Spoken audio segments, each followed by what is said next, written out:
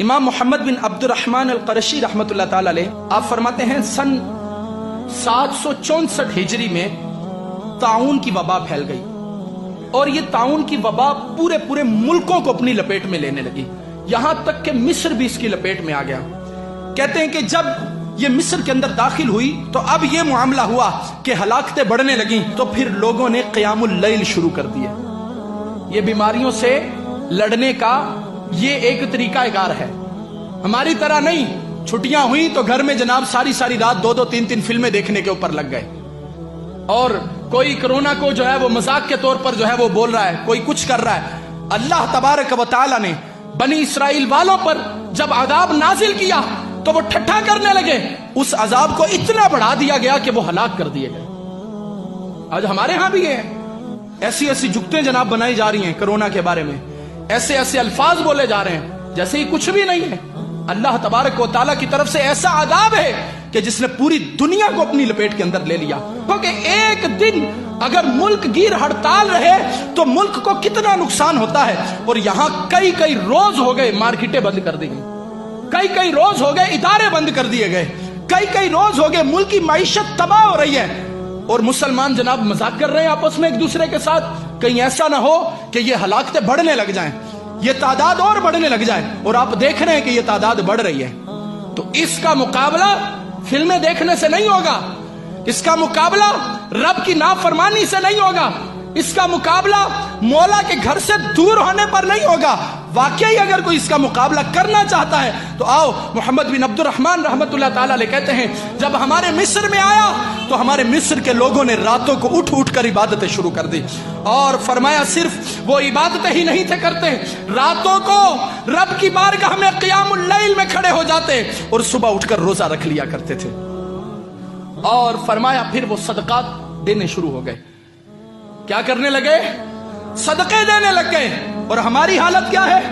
ابھی کوئی پرماننٹ جو ہے وہ لیٹر جاری نہیں ہوا، کوئی نوٹس یا اعلامیہ جاری نہیں ہوا ہے کہ جناب مارکیٹیں بند ہی کرنی ہے، تو آپ دیکھیں ذخیرہ اندوزوں نے ذخیرہ اندوزی شروع بھی کر دی، چیزیں مہنگی ہونے بھی شروع ہو گئیں، جس نے 1 کلو چیز لینی تھی وہ 10 کلو لے کر گھر میں آ گیا۔ ارے تمہیں تمہارے رب پر اتنا بھی توکل نہیں؟ جو پرندوں کو عطا فرما سکتا ہے وہ تمہیں بھی دے گا، جبکہ تمہارا یہ دعویٰ ہے کہ تم اشرف المخلوقات ہو، جبکہ تمہارا یہ کہنا ہے رزق نہ رکھ دے کول پنچھی تے درویش، جنہانو توکل رب تے انہانو رزق ہمیش۔ اور آج ہم نے جناب ایسی نفسا نفسی کا عالم ڈال دیا، کیا خریدنے والے کیا بیچنے والے سب کے سب نانا۔ حضرت علامہ محمد بن عبد الرحمن رحمت اللہ تعالی علیہ فرماتے ہمارے لوگوں نے ذخیرہ اندوزیاں شروع نہیں کی بلکہ صدقہ دینا شروع کر دیا۔ صدقہ مال کو کم کرتا ہے یا بڑھاتا ہے؟ صدقہ مال کو بڑھاتا ہے، اور مصطفیٰ جان رحمت ہے وہ پتہ کیا فرماتے ہیں؟ حضور علیہ الصلوۃ والسلام فرماتے ہیں صدقہ مال کو بڑھاتا ہے، اگر کسی کا کم ہو جائے تو مجھ سے لے لیں۔ ذخیرہ اندوزیاں نہیں، اس وقت میں تو صدقہ عام کیجئے، لوگوں کے گھروں میں راشن بھیجئے۔ آپ کو لگتا ہے کہ میں کسی کی مدد کر سکتا ہوں تو اس کی مدد کیجئے، کیونکہ یہ وہ وقت ہے جب امت پریشان ہے، یہ وہ وقت ہے جب مسلمان بے روزگار پھر رہے ہیں، لہٰذا ان کے اوپر خصوصی نگاہ رکھیے، ان کے گھر بار کا خیال کیجئے، ان کے گھروں میں راشن بھیجئے۔ میں تو یہاں تک بولوں گا کہ جنہوں نے یہ ذہن بنایا ہے نا کہ وہ رمضان میں زکاتیں نکالیں گے یا وہ شعبان میں نکالیں گے، کوئی بات نہیں، اس بار 2 مہینے پہلے نکال دو، اس بار 2 مہینے پہلے نکال دو، کیونکہ مسلمانوں کو تمہارے مال کی ضرورت ہے۔ اگر تم اب نہیں نکالو گے تو کب نکالو گے؟ تو ضرورت کے وقت مسلمانوں کی مدد کیجئے۔ فرماتے ہیں کہ ہم نے صدقات شروع کر دیے اور کہا پھر ہم سب مل گئے اور رب کی بارگاہ میں توبہ و استغفار کرنے لگے اور ایک دوسرے کو واعظ کرنے لگے، ہم لوگوں کو نیکی کی دعوت دینے لگے، انہیں برائیوں سے منع کرنے لگے۔ کہتے جب ہم نے دیکھا کہ طاعون ہمارے گھروں کے اندر آنے لگا، پھر ہم نے ایک کام کیا جس سے رب نے طاعون کو ہمارے وطن سے بھگا دیا۔